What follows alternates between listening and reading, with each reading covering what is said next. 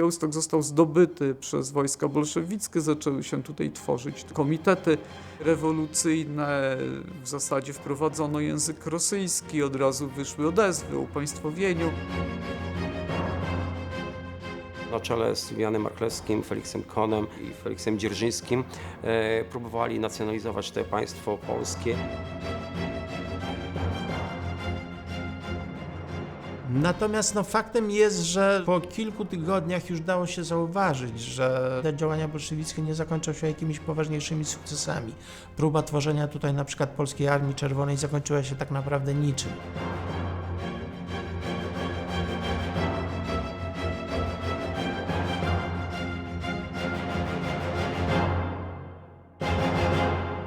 Wielka ofensywa sowiecka frontu zachodniego dowodzonego przez Michaiła Tuchaczewskiego rozpoczęła się w lipcu, 4 lipca 1920 roku.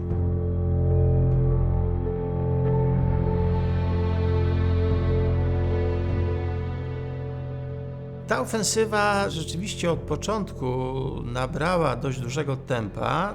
Przyczyną przede wszystkim sukcesów sowieckich były działania III Korpusu Konnego Gaja, który wychodził na tyły, zmuszając ciągle do wycofywania się polską linię obrony.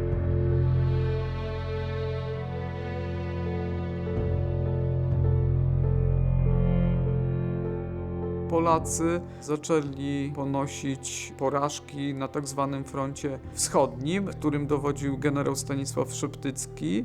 Bolszewicy uderzyli z nad Dźwiny, z nad Szczary i tam Polacy nie utrzymali swoich pozycji. 14 lipca 1920 roku zajęli Wilno, czyli znaleźli się około 300 km od Białegostoku. Dłużej broniło się Grodno, które miało jeszcze forty z I wojny światowej, ale 24 lipca 1920 roku zostało zdobyte i bolszewicy znaleźli się już tylko 80 km od Białegostoku.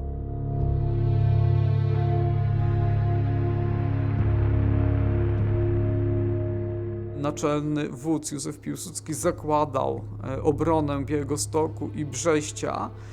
Po utrzymaniu tych miast chciał na przedpolach tutaj wydać walną bitwę bolszewikom.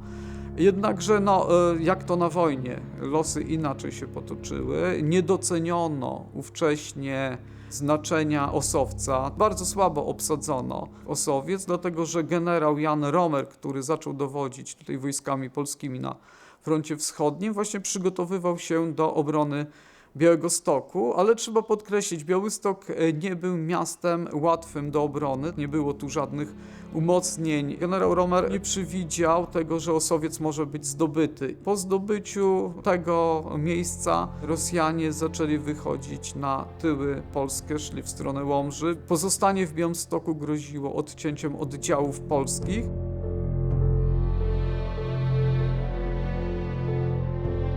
27 lipca 1920 roku został wydany rozkaz ewakuacji Białegostoku. Tu trzeba też dodać, że już urzędy wcześniej się ewakuowały. Rzeczywiście wojska polskie wychodziły z Białegostoku nocą 27 lipca 1920 roku. Osłaniała też ten odwrót Policja Państwowa pod dowództwem Stanisława Chluskiego. Oddziały sowieckie bez walki w zasadzie zajęły Białystok 28 lipca 1920 roku.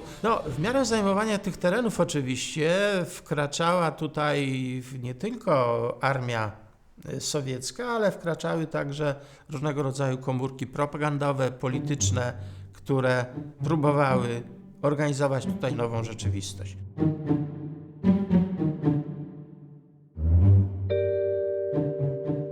Tymczasowy Komitet Rewolucyjny Polski powstał tak naprawdę 23 lipca, kiedy jeszcze trwały zacięte walki na linii Niemna i Szczary i przybył do Białegostoku około 30 lipca.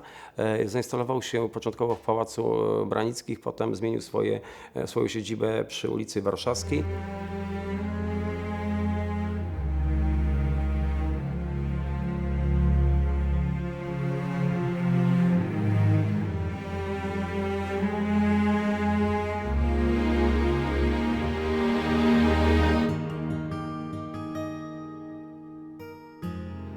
A najbardziej chyba znane zdjęcia w internecie czy w podręcznikach to jest Dzierżyński z Marchlewskim na balkonie Pałacu Branickich. Przedstawiciele tymczasowego Komitetu Rewolucyjnego Polskiego, komitetu, na czele którego stanął Feliks Dzierżyński, gdzie ważną rolę odgrywał Julian Marchlewski, Felix Kohn, Józef Unszlik, Karol Radek. Przysłani byli tutaj przez władze bolszewickie do wprowadzenia nowej władzy. Docelowo po zdobyciu Warszawy oni mieli objąć władzę i stworzyć Polską Republikę Rad. I to było głównym celem i zamysłem Lenina i tutaj chociażby Dzierżyńskiego. No i oczywiście była też odezwa, specjalna odezwa sygnowana na 30 lipca 1920 roku, gdzie przedstawiono program. Towarzysze, polska burżuazja zarzuca komunistom polskim w Rosji Sowieckiej, że oni prą do wojny z Polską, aby bagnetami Armii Czerwonej narzucić Polsce ustrój komunistyczny.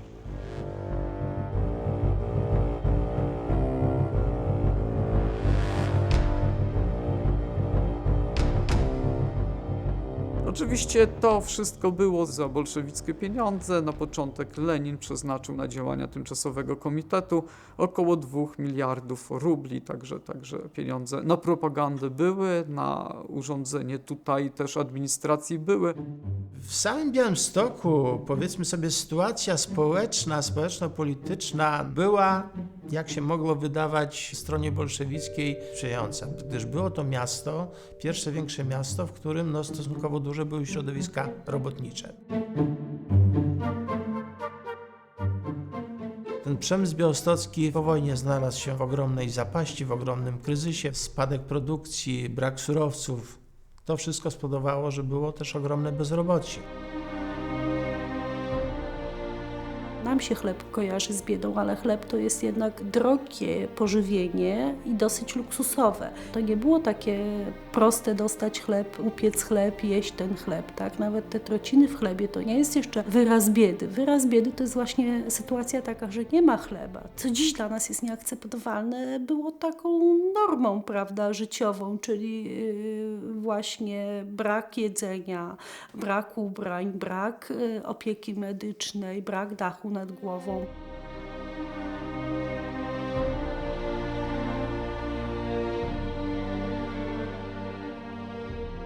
W związku z tym i podłoże radykalnych nastrojów także było dość szerokie. Stąd też bolszewicy mogli liczyć, że znajdą tutaj być może przynajmniej pokaźniejszą liczbę swoich zwolenników. Dalszy rozwój sytuacji tego nie potwierdził tak naprawdę. Tutaj trzeba powiedzieć tak, że w zasadzie społeczeństwo polskie odrzucało propagandę, ideologię bolszewicką.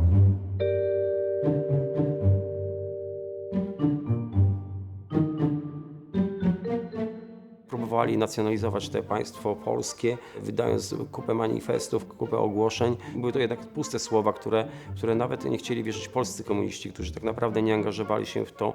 Większość Polskiej Partii Socjalistycznej w tym czasie opowiedziała się jednak za stroną polską. Nie tylko Dzierżyński, ale sam dowódca właśnie frontu zachodniego Michał Tuchaczewski zachęcał miejscowych robotników do wstępowania do Polskiej Armii Czerwonej, która właśnie tworzyła się na tyłach frontu. W Białymstoku miał być zorganizowany Białostocki Pułk Strzelców Armii Czerwonej, jednak agitacja do tego pułku zakończyła się katastrofą, bowiem zgłosiło się tylko 76 ochotników, którzy potem, jak spod Warszawy zaczęły się wycofywać oddziały armii rosyjskiej, zbliżała się już armia polska w kierunku miasta, to po prostu ten się pułk rozleciał i nie stanowił żadnej siły bojowej. Nawet skarżono się do Lenina, że nie ma odzewu, więc też Karol Radek na polecenie Lenina miał tu zrobić porządek z tak zwanymi kułakami. Miano rozparcelować ziemię, jak to nazywano, pańską z pańskich dworów, oddać to chłopom, ale znowu tutaj pod Białymstokiem, w jednych w tych wsi drobnoszlacheckich bolszewicy chcieli dać ziemię. Wystąpił jeden z mieszkańców, powiedział, że on żadnej tu ziemi niczyjej nie chce i niech zostawią jego w spokoju i jego ziemię.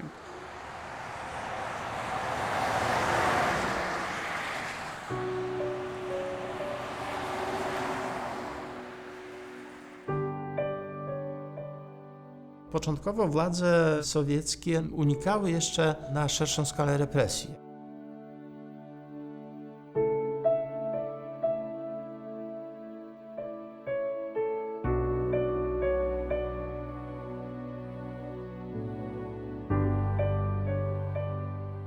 Zmieniło się to już po kilku tygodniach w sierpniu, kiedy zaczęli się wycofywać. Po klęsce pod Warszawą bolszewicy zaczęli coraz częściej pokazywać swoje prawdziwe oblicze.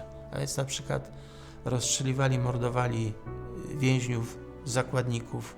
Przykłady tego mamy i w samym Białymstoku, prawda? Kiedy to 2 dni przed wycofaniem się z miasta 20 sierpnia zamordowano 16 osób przy szosie północno-obwodowej.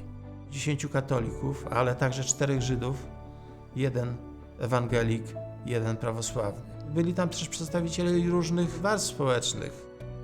Wśród tych 16 osób pomordowanych znajdujemy też oficerów Wojska Polskiego, znajdujemy ziemian, znajdujemy też postać księcia tatarskiego, byli też i policjanci, był też fryzjer. Ta tragiczna historia musi być przekazywana z pokolenia na pokolenie.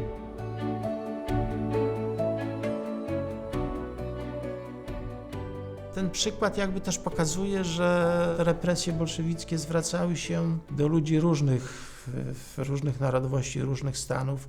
No, pewnie większość tych rozstrzelanych, zamordowanych osób rzeczywiście była postrzegana jako wrogowie klasowi, jako wrogowie nowego ustroju.